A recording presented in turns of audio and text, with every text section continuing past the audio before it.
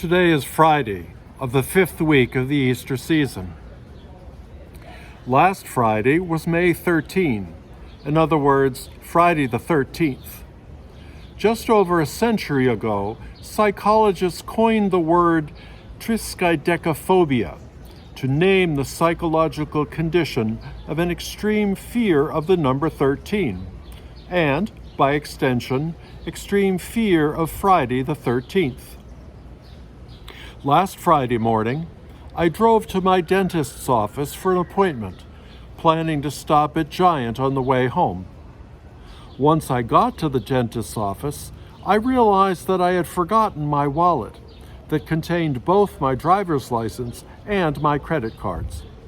So, I'm driving without a license and without the cash or credit card to stop at Giant.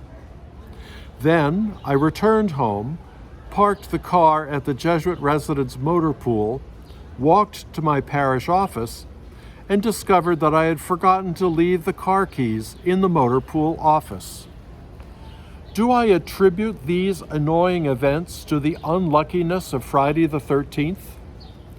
Since last Friday, several of you have offered me examples of your own Friday the 13th misfortunes. So my question to all of us is the unluckiness of 13 real or just a superstition? If Friday the 13th is unlucky, then what creates the unluckiness of it? Presumably not the day as day. But then the number 13 is somehow unlucky? Why? One would have to explain why the properties of the number 13 attract unluckiness. And how would we know? It is hard to imagine convincing answers to these questions. But without answers, how could one claim anything to be true in this case and not a superstition?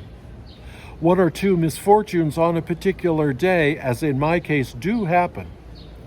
But is there causality involved, or just synchronicity, the grand name for coincidence?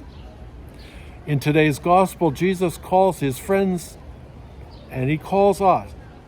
In today's gospel, Jesus calls us his friends and tells us that he has chosen us to go out and bear fruit that will remain. Do these claims have evidence to support them, or are they just superstition? For me, the evidence that supports these claims emerges in my experience as I discover the response to what I do.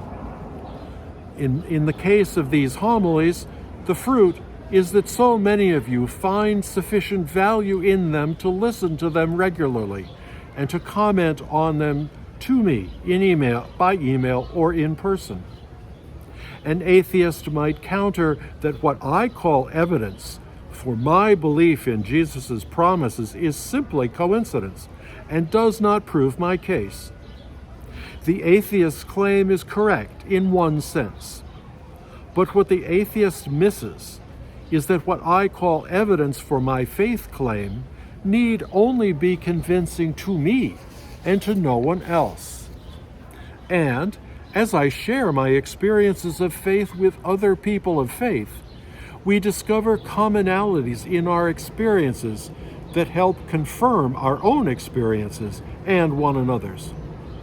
Admittedly, this could be groupthink, but I have found my own experience and my interpretation of it helps to support and nurture my belief over time as I build a body of experiences that build my belief.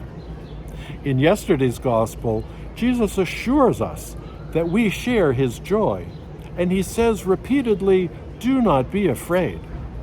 In other words, be prepared to find that his claims are true and directed toward our greater joy, and that our joy increases over time. We are far from superstition indeed. On a final note, you might want to ask yourself, how would you form the plural of the phrase Friday the 13th? I couldn't figure it out.